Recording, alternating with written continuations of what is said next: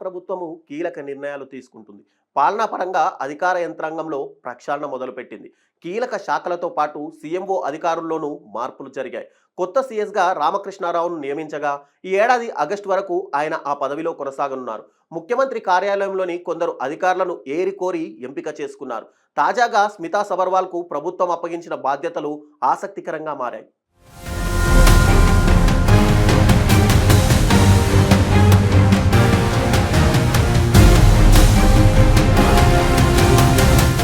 తెలంగాణ ప్రభుత్వం భారీగా ఐఏఎస్ అధికారులను బదిలీ చేసింది. అందులో భాగంగా సీనియర్ ఐఏఎస్ అధికారిని స్మితా సబర్వాల్ పై వేటు పడింది. పర్యాటక శాఖ ముఖ్య కార్యదర్శిగా మిస్ వరల్డ్ పోటీలకు సన్నాహాలు చేస్తున్న ఆమెను ప్రభుత్వం పాత స్థానానికి బదిలీ చేసింది. ఫైనాన్స్ కమిషన్ సభ్య కార్యదర్శిగా నియమించగా స్మితా పైన తీసుకున్న నిర్ణయం వెనుక అనేక ఆసక్తికర అంశాలు చర్చలోకి వస్తున్నాయి. కొద్ది రోజుల క్రితం కంచగచ్చిబౌలి భూముల వివాదంపై ఆమె సర్కారుకు వ్యతిరేకంగా పోస్ట్ చేయడం వివాదాస్పదంగా మారింది. ఆ వ్యవహారంలో వివరణ ఇవ్వాలంటూ గచ్చిబౌలి పోలీసులు ఆమెకు నోటీసులు జారీ చేశారు.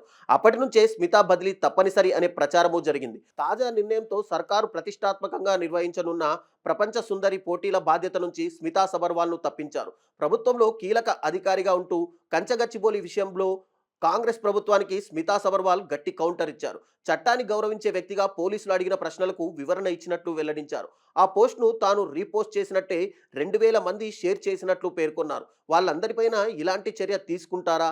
చట్టం అందరికీ సమానమా? ఎంపిక చేసిన వారిని టార్గెట్ చేస్తున్నారా అంటూ స్మితా ప్రశ్నించిన తీరు సంచలనంగా మారింది. ఇక ప్రస్తుత ప్రభుత్వ ప్రధాన కార్యదర్శి శాంతకుమారి ఈ నెలాఖరున పదవీ విరమణ చేయనుండగా ఆ స్థానంలో కొత్తగా రామకృష్ణారావును నియమించారు. అయితే శాంతికుమారి పదవీ విరమణ తర్వాత ఆర్టీఐ చీఫ్ కమిషనర్గా నియమిస్తారని భావించారు. తాజాగా చంద్రశేఖర్ రెడ్డి పేరు ఈ పదవి కోసం పరిశీలన చేస్తున్నట్టు తెలుస్తోంది. ఇప్పుడు సీఎంఓలో కీలక మార్పులు చోటు చేసుకుంటున్నాయి. ప్రత్యేకంగా పరిశ్రమల పెట్టుబడుల సెల్ను ఏర్పాటు చేసి జయేష్ రంజన్ను సీఈఓగా నియమించారు. ముఖ్యమంత్రికి కార్యదర్శులుగా పలు శాఖల బాధ్యతలను పర్యవేక్షిస్తున్న అధికారులు బదిలీపై వెళ్లనున్నారు. ఈ రోజు లేదా రేపు సీఎంఓలోనూ మార్పులు చేర్పులతో ఉత్తర్వులు జారీ అయ్యే అవకాశం కనిపిస్తోంది.